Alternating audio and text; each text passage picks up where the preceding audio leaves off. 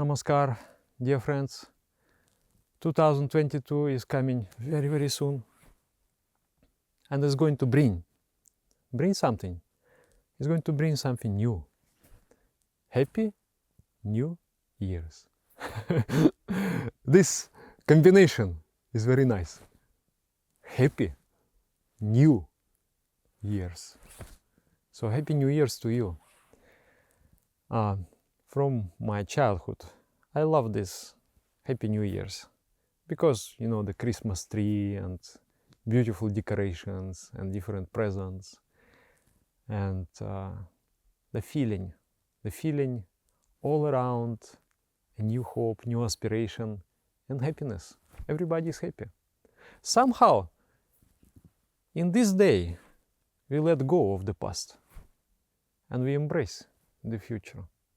So this transition, this particular moment of letting go of the past and embracing the future is divinity. One of the names for Supreme Consciousness in Sanskrit is Abhinava, ever new. So this energy of newness is divine. Ideally, we should live every day like that. We should feel that today is something new. Something new is coming. Something special is coming. (2022) will bring something new, something special. We don't know yet. Still, when you don't know how the movie will end, you are exhilarated to see that movie. I don't know if you experience that. Sometimes I feel like, wow, this is a great movie and I'm going to see it, and it's just like, wow. I don't want to know what is going to be in the end. So in life also, if you have this inner confidence, whatever happens, I'm going to succeed. Whatever happens, I'm going to enjoy. With this inner confidence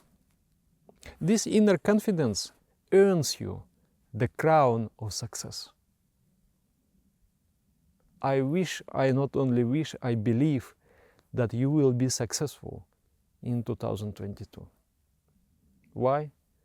Why will you be successful? Because of your inner vital force. Because of your inner desire to live. Live.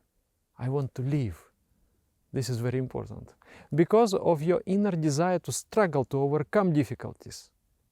That desire will crown you with success. But for that desire, you have to go into a special place to acquire that desire. Not outside, but inside. The mind thinks so many important things. They are unimportant, but you think they are important. So you go around thinking those things, holding on to those things. Even after 1 week you will not remember those things, but now you just hold on to them. And you never go inside. It's all like this. We all like that. So the force of ignorance drives us towards the external world, exhausts us, and then we become lifeless. It's like a switch inside. Alive, not alive. Alive, not alive. When you're not alive, you don't believe in success.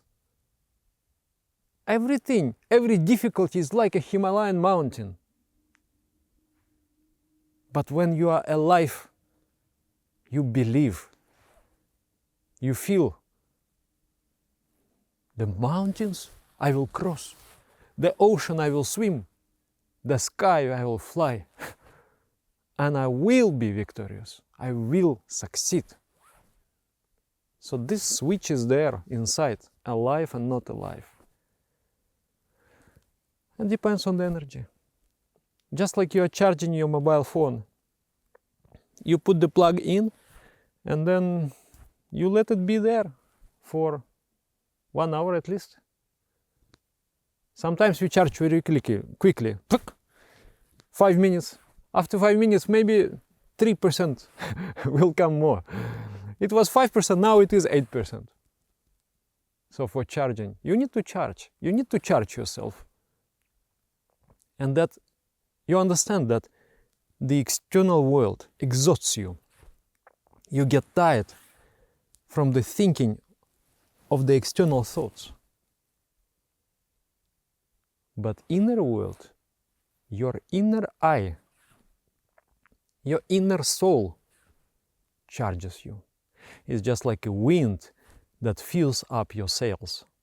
Not only the wind as a power, spiritual power, it is an intelligent wind that leads your boat, it guides your boat around a very treacherous, icebergs. And your boat it will not be crushed if you follow that inner wind, inner guidance. That's why my spiritual master has said, he said that the force that guides the stars guides you too. You are never alone and helpless. I always remember that. And I know to be in touch with that force, I have to go inside.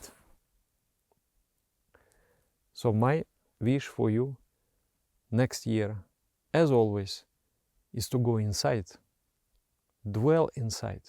And not for 5 minutes, because only that is 3% charging. You have to get full charge. So stay there in meditation. Touch with your inner divinity. Stay there. Just stay there. I asked one teacher, I said, I have difficulty with this particular meditation. What should I do? He said, you just sit there. You just sit there. And I was like, yeah. Then I just sat there. And slowly, just like the flower blooms, it opens. And then you touch. And then you become inspired. Not outspired or expired. Not become expired. You become inspired. So that's why we need to do. I understand that it is difficult to do meditation when the external force in the mind works very strongly. We think so many things, we worry so many things, we fear so many things. And we get exhausted, and there is no strength to divert, to control your mind, to divert your mind where you want it to be. Therefore, it is highly recommended to do collective spiritual practice. You and your friend, you sit for meditation, you decide to sit for 1 hour, and you already feel like, maybe we should stop meditation. But your friend is sitting. Think, okay, he's sitting, let me sit also. And then he's thinking, oh, I'm so tired. But he's sitting, let me sit also. And then you sit. And then this power which is within you, great power which is within you, starts to unfold. And then you become vibrated, you become inspired. And then this switch is on. You feel whatever uncertainty, whatever happens, whatever will come, I will be victorious. I am not to fear. I am not to worry. I am to live. I am to be happy. I am to be in bliss. What is there to worry? I am blissful entity. Because your soul is blissful. Need to touch that soul. So collective practice is extremely important. The last year I emphasized Sangachadvam Samvadadvam. Sangachadvam, move together. Samvadadvam, talk together, come to the common vision. Samvomanam Sijantam. Together know your minds. Deva Bhagam, share things. And today I would like to emphasize that Samani Vakuti, unite your efforts. Samana Hridayani Vaha. Let your hearts be inseparable. Samanamastuvo mano jatavaha susahasati. By merging the minds into one mind, into one collective mind, we will know harmony, we will live happily. So this is what I feel in meditation. This is what I feel what we should do.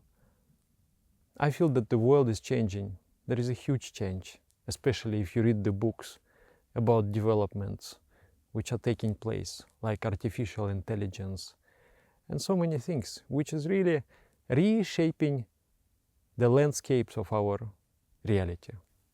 We are entering into great unknown. We don't know. So what we can trust is this. So how we can trust the world? It is changing. So what we can trust is our inner soul that will navigate us through whatever difficult route it is and will crown us with success. From the core of my heart, I'm sharing my happiness with you, and I wish all-round success in 2022. Enjoy your spiritual practice. Place your spiritual practice at the first priority, and everything else will come into proper place.